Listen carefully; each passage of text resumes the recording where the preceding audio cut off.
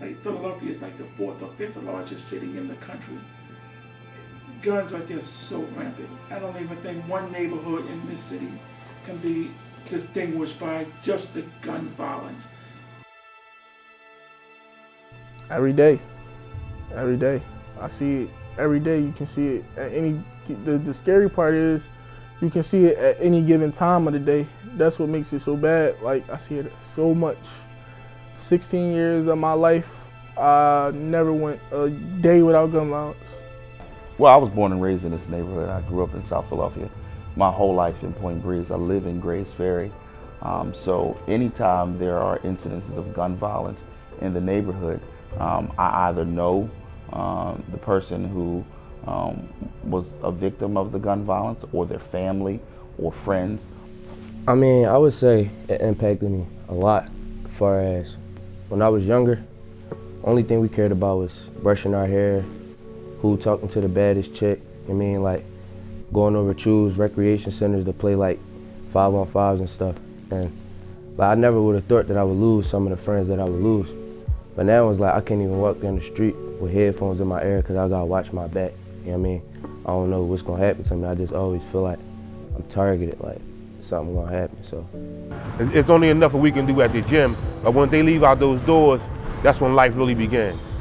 My name is Lance Lee. I'm the executive director at the Christian Street YMCA. I began my employment here about 9 months ago. One of the first things that was on my desk as an opportunity was a grant that my predecessor and some of their colleagues were able to obtain. A significant grant that allowed us to engage our youth in a very serious, concerning issue, which is youth violence, gun violence, and how it's impacted young people in this community at this specific branch. Has anyone lost someone personal, a brother, cousin, best friend, close friend? I lost a friend named William. He used to ride bikes with me, but he got killed. He was murdered? Yes. Anyone else? I lost a friend named Tymer. He was murdered coming out his house. I lost my brother when he decided to go to his girlfriend's house after getting off work. I lost a close friend, Tyrese, a couple years ago. Like, we went to school with each other and like we grew up playing football on the same team and stuff. Many classmates or close friends have lost family members, friends that just from something that, an issue that probably wasn't even that big. Gun violence in my community is high. It's very high. You know, walking down the street, bullets passing by your dome. Excuse me. Plenty of times. I mean, I lost a close friend, and that's what makes it scary. I lost a close friend, a lot of them. Tyrese, some go by Lil Nah. You know, I lost a lot of friends to it. Cousins. It just, you know, my whole life. Because it's not safe, because some people just go outside and they just get shot. They don't go nowhere, nothing, just go outside and get shot. Because a lot of stuff that go on is petty. It's petty. It's nothing that should be cost of a life. You feel me? It's nothing that is worth a life being taken. Like I told you, 17 years on this earth, I never went a year without gun violence, or losing somebody to gun violence rather.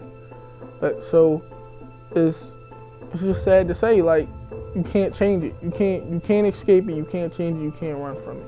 You know, as a parent, we're not supposed to bury our children. Our children are supposed to bury us. But too often you see parents in today's world burying their children. What I remember the most is 2018 and 2017. In 2017, on February the 15th, Tyrese was homicide victim number 33, and it was only the beginning of the year. So, and you figure in 2018, I did a billboard project. And on that day, September the 25th, we had already had 241 homicide victims. So the average shooting, if we're talking about shootings, it's probably every day. But if we talk about homicides, in our particular community, we probably get one a day also. I don't think everybody ourselves at things with war. If you look at statistics when you talk about gun violence, it's actually a very small portion of a community that is doing the gun violence, right? So if you have a neighborhood of 300 people, it's like 13 people in that neighborhood of 300 that's committing all of the crimes. Everybody else is law-abiding citizens. But of those 13 people, I don't think they've ever been educated on how to do anything else but solve problems through, as you call it, war. We have to address the street culture and the street mentality. Teaching young men how to be men and teaching them that just because you carry a gun to resolve a conflict doesn't make you a man. A lot of what I've come across as a council person addressing the issue of youth gun violence always comes around some type of petty conflict. And so we have to teach our young men how to resolve those conflicts in a peaceful manner, but also strategically go after where are the guns coming from. But there's a warped idea of masculinity where people think that being a man or being masculine is having a gun on your hip or being able to solve a problem by firing off a gun. It's also a lack of conflict resolution skills, right? So if somebody steps on your shoes, like I've seen it, people are ready to throw hands or shoot rather than say, hey, listen, man, you stepped on my hand, give people a chance to talk about it. So I think it's a warped idea of masculinity, and it's a lack of conflict resolution skills. First, what I would do, I would at least try to get them in some kind of religion. Whatever you want to be, a Buddhist, Baptist, Muslim, whatever. You need some sincerity to get you emotional and your mental state right. And then after that, your body will follow. Of course, you only good is what you do and what you see. You know, you got to get them around good brothers like yourself. Yeah, you got your son, and we have to get them into a state of mind where they got to open up their minds. Because if they see the idiot box, what we call the TV, that's what they're going to portray. You know, like you see a lot of them guys, and you talk to a lot of veterans, and they said they was taught war on the simulators when they was training in the service. Well, we teaching our kids war right in our homes, because we got all the gun violence videos in the house. So basically, they going through war in the house and being trained, and they don't even know it. I think the hard part is you have to re-engineer society, and you have to re-socialize people and how they think, how they interact, how they communicate. When people talk about ending gun violence, you often hear people say one of three things.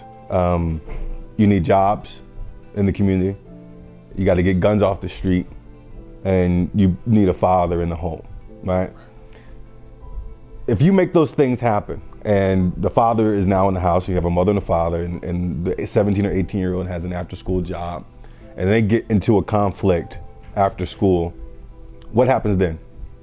If that person hasn't been, as we talked about, socialized to think about conflict resolution or anything otherwise, I don't really think a father being in the house alone or simply a job, right, alone is going to do anything. Or if you're on your job, right, now, you say you're 21 to 22, right, and you bought your gun legally. And then you get to work and there's a conflict, right? But then you get into a fight at work and you pull out on somebody at your job. So now you got a job. You bought your gun legally, and then you still decide to resort to violence to solve a problem. So I think at the end of the day, unless you get to how you change people's hearts and minds to think about life, I don't think all the other stuff is kind of fluff, because you could do all of that stuff and build on all of that other stuff, but if people in their mind don't value themselves, they don't value life, they don't value the person that they're looking at, it doesn't matter where they work, it doesn't matter who lives in their house, right? Because they're lacking something in here, they're lacking something in their heart. It starts within. If we were to police our own homes, we wouldn't have to worry about the police policing us. If we was to step up and be accountable for our children, take accountability for our children, and monitor them more so before anybody else have to, or before the police take charge and take control and take possession of our children, we won't have those worries. And I believe me when I tell you, I 100% shout outs to the moms that got to work 2 jobs, 3 jobs, that's not able to do it. They single parents. So with inside of that, I would have to say, the men as well, because it takes a village to raise a child. And when I was growing up, man, the community, if the dad wasn't there, he was locked up, he happened to pass away with it, the men stepped up. But then we have these new wave parents that feel like you can't say nothing to their children. You know, don't talk to my child like that. Leave him alone. Mind your business. That's my child. You know what I mean? That's the same parent that be in court crying when somebody done did something to him, or crying when the judge gave him 100 years. I feel like fathers play a big part because I feel like fathers just give you that feeling of protection for some reason. Like when I was younger, as far as my dad, I can't speak for everybody's dad, but my dad, like, I literally would stay up at night and wait, cause he would come in probably around the same time. I would stay up at night, like I wouldn't lie to you. I would stay up and just wait till I hear the door open. When I hear his voice and I know that it's him, I see him, I could sleep. I couldn't sleep if he wasn't home. You feel me? I just felt like when he home, nothing can happen to me. So it's just like certain fathers just give you that feeling. And then it's like my dad, he was at every game. He recorded my games. He was a supporter. I never had to want for nothing. Then he was taken out of my life when I was 9 years old and got 15 to 30 years. So it was like I just had to grow up, and I just felt abandoned. You feel me? I just felt like I had to be a man earlier than I had to be. So I feel like fathers play a huge role in kids' lives, period. Be able to talk and not talk at them, but talk to them and make them understand what they're going through. You know, not only necessarily it's a one-way street, but you let them talk to get things off their chest, to see how they feel. And another thing is, with them guys is, they just need somebody to give them a hug, just tell them they love them. A lot of guys never been told I love you. Do you feel like your father, in the predicament he's in, play a big motivation in your music? Definitely. Because him being locked up didn't take him out my life at all, verbally. Because we still communicate. He still showed me that love and affection that he showed me when I was 6, 7, 8 years old. So I feel like he still motivated me. Every day he called me, he tell me, and I feel like I want him to come home to me being wealthy, not rich, wealthy. I want him to come home and relax. You feel me? Because at the end of the day, he's in jail for sacrifices that he made for me. Every decision that my dad ever made, as far as selling drugs or whatever he was doing, was so I can be comfortable. You feel me? And I'm still kind of comfortable right now for the sacrifices that he made. So I pretty much thank him for that. He risked his life and he risked his freedom so I can walk down the street with nice sneaks on my body, and I can have food in the house, and I can go around and live off of his reputation kind of. You see what I'm saying? So I don't like, some kids, they bash their parents about certain decisions they make. But once you understand something, it's like a different feeling. So it all starts within the household. Like I said, it's moral developments, man. And the moral development is in 3 stages. You're gonna have your pre-conventional stage. That's where you're gonna learn everything that you need to learn inside the household.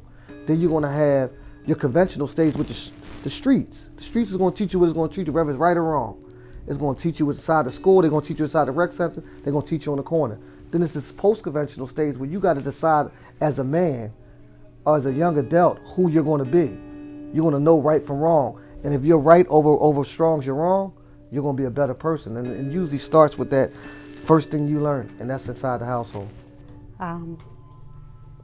My name is Tracy Anderson, and I'm a long-standing resident of South Philadelphia. And I had been impacted by gun violence, so this project is really near and dear to my heart. It allows me a way to express what I'm feeling.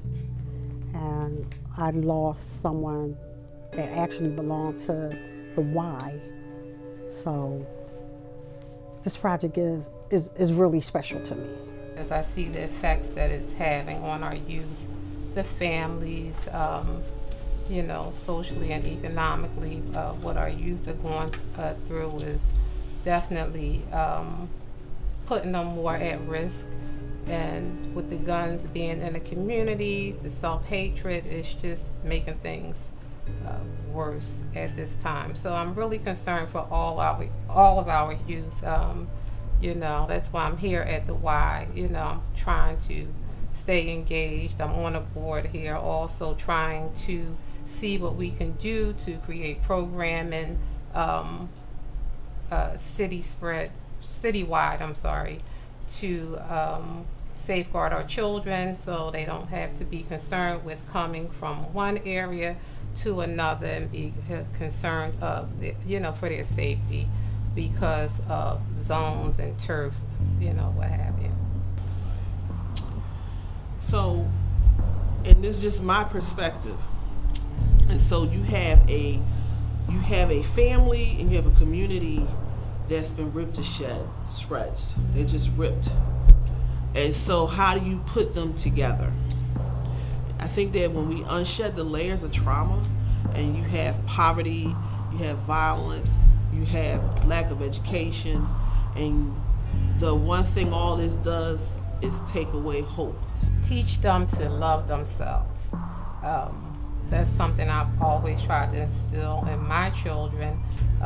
You know, if you teach them to love themselves, they will have a strong love for their brothers and sisters in the community. And, you know, they wouldn't want to see any harm come to anyone. But I definitely believe lack of self-love has a lot to do with it. And I'm just hoping that at some point we can bring the families together and instill that self-love so our youth, you know, won't want to go out to hurt anyone, and just bring the community back, bring the community and love back with our youth, because it's just really out of control at this point. Well, you know, it's what's publicized. You know, they see guns. You know, guns are constantly coming into the community, but however, that's not an excuse. Just because it's there don't mean you should use it. Just to begin, a lot of it has to do with, it has a historical context. And what I mean by that is a lot of the gun violence that we see today stemmed from beefs that occurred years ago. So it's intergenerational. The other thing is that a lot of the youth of today, they don't know who they are. You know, promoting, I think, you know, self-love. We have to love ourselves. You know, you love thy brother, you don't want to hurt your brother. And by not knowing who you are, you're more apt to just act reckless, you know. I also feel as though our youth are not connected or don't feel connected. Because when you feel connected, you have a tendency to not hurt someone that you're connected with or to. On the flip side of that, someone that you're not connected to or have any relationship with, you don't see a problem with hurting them. These gangs right now, there's a lot of gangs in Philadelphia right now. And Philadelphia has always been like distinguishable, not the Crips and the Bloods and MS-13. They're neighborhood gangs. They're neighborhood gangs. 18th Street, 27th Street, Wilson Park, past Young Homes, when there was a past Young Homes. You in Philadelphia, it's always been a thing that you would represent your neighborhood. And it's just so horrible that a lot of these young guys represent their neighborhoods in this type of fashion, in this bad way. To be honest, I feel like you can get away from it. But I say this because I feel like people that get killed in like wars and beefs, I feel like it's generational. Like, I feel like your grandpa could have did something to my grandpa and that started a war. And I've witnessed that. I know people that they are actually going to war and arguing and fighting and killing each other over something that happened 30 years ago. So I feel like you just born with a label. Certain people is born with a label. I feel like there's no getting away from it. But how I cope with it, like I said, I write my music and I just stay away from certain people. And I think that to do that, you must be able to give that back. And you must be able to have people have the ability to dream, but you gotta change the playing field. We as a society have to be able to change our own communities. We have to, because we have a group of people, young African American men, black and brown people, hunted by a system and hunted by each other. And so when you're hunted all the time, that ideal of fear and trying to live is very hard to imagine. But can I get a community to say not here? And I think we can. I think that we can have a community that exhibits pain but knows how to heal. The minds to change the mindset on young people starts within the home. It starts with the parent being the example because they're the first teacher. Then again, it goes far as like what is being taught through the music, through social media, through the YouTube, through the World Wide Web, through the schools. So it all starts, but to answer your question, it starts at home. It starts at home where the parents got to be parents and let them know right from wrong. Teach them during that pre-conventional stage of moral development that This is what you should be doing. This is what I'm not going to tolerate. This is what you're not going to do. You know, and again, so community leaders, black men being leaders for the brothers, black sisters being leaders for the sisters, for the young, you know, more resources, more community actions, more opportunities. I think that social media has an impact. I think the video games have an impact. Most of the things that you just mentioned carry some type of impact. Now that impact varies from child to child based upon that child's immediate family or their village, so to speak. But to answer your question, I do believe that it has and makes a very profound impact. I think young people are impressionable, and social media, while it's a great tool to share information and to engage with folks, it's also a way to create what a lifestyle looks like for a young person. The sad thing is a lot of times what people profess on social media isn't the real thing. So a lot of times there is a detachment from what happens when you actually pick up a gun and when you fire it and who's on the other side of that. So when you're working with youth and young adults, we already know that there's a issue with the brain development. It hasn't fully developed. So, you know, a 14-year-old and a 13-year-old who have a conflict in school, they typically fight. Well, if that happens on the outside and one has a gun, they shoot. And, you know, they need a role model to help them and guide them, whereas though when they face that fork in the road to make the right decision. Because the only distinction is you're going to go left or you're going to go right. You know, and right will always be right. Wrong can never be right. Intellect over emotion versus E over I. E over I is emotion over intellect. And when I say that, usually when you make a decision while you're emotional, usually it's not the best decision. So when you're making decisions, you want to use that intellect. You want to think first. So always remember this, I over E versus E over I. People our age, like, we don't get the guns from people like around our age. Like, we get from people older than us. So like they give it down to us and like show us what to do with it. So like if they don't do that, then like gun violence, it go lower. Where are these kids getting these firearms from? I mean, there's several different ways. I know one way is through straw purchasing. That's when a young lady or a young man can go into a store and purchase a firearm because they have a clean record. Then they'll either sell that gun on the street illegally or report the gun stolen illegally and knowing that they sold a gun or gave it away. It's a very serious issue when it comes to tracking down where these guns are coming from, but it's easy to get a gun here in the city of Philadelphia. Challenge those youth to think about the fact that once they pull that trigger, there's no taking that back, okay? Once you pull that trigger, there's no taking that back. And the ultimate sacrifice of pulling that trigger, shooting someone, killing someone, the ultimate price of that is that you could actually land behind bars or in a penitentiary for the rest of your life. Here in Pennsylvania, first-degree murder, usually they're going after the death penalty, okay? Or at the bare minimum, you're going to get a life sentence, okay? And in Pennsylvania, life is your natural life. We're in the middle of a war, and I believe that the doors is the tombstones. So how do I get a grave site to be back into a community? It takes not just moms and aunties. It takes men and it takes women, us coming together and saying, what do our village needs to look like, and strategically making it happen. Do we need better education? Absolutely. Can we force that agenda? Absolutely. We can have employment, entrepreneurship? Absolutely. But we need to, not only us as what I call us regular folks, as well as community leaders, need to challenge those that are in leadership to say, you need to help save a community because it's devastation. There is no way in the world that in this day and age of this great America that we have a city that's just riddled with bullets. How do we stop the guns from coming in? You know, guns and those that want to pick it up. When somebody beefing,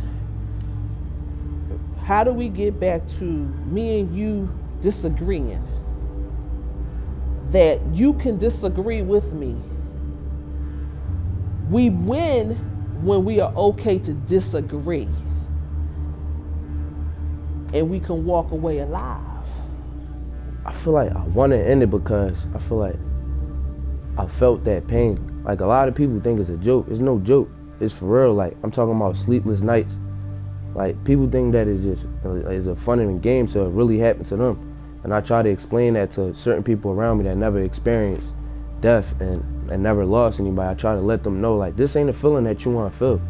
Like I didn't literally witness my one of my closest friends, bullets in his body leaking. It's traumatizing. It really is. Like you can't get that out. You see it in your dreams every time you go to sleep, stuff like that. Like you don't want to feel this.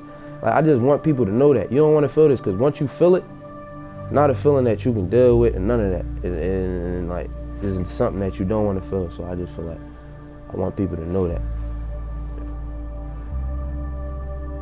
I'll tell them the story about Tyrese. A lot of kids and a lot of people don't know that for the last 7 months of his life, he lived in fear. And I don't know about anybody else, but parents are supposed to be your safe haven. And at that particular moment, I was his parent. So I promised to keep him safe. So I watched him go through this, I'm scared. You know, the door shut, he jumped. You know, he heard a car, he cringed. So I would tell them that Tyrese's story and tell them exactly how scared he said he was to me and how I promised to keep him safe and all the things that he wanted to do and how he never, ever hurt anybody. I'll tell him some of the funny things that he did or he believed that he was funny or whatever. But I know I would tell him about Tyrese, how I felt about him, how he felt about violence and what he wanted to do, where he wanted to go. And more importantly, I would tell them that from now to forever, every day for the next 10, 15, 20 years that I wake up, I will never, ever get past what happened to them. And their parent won't either.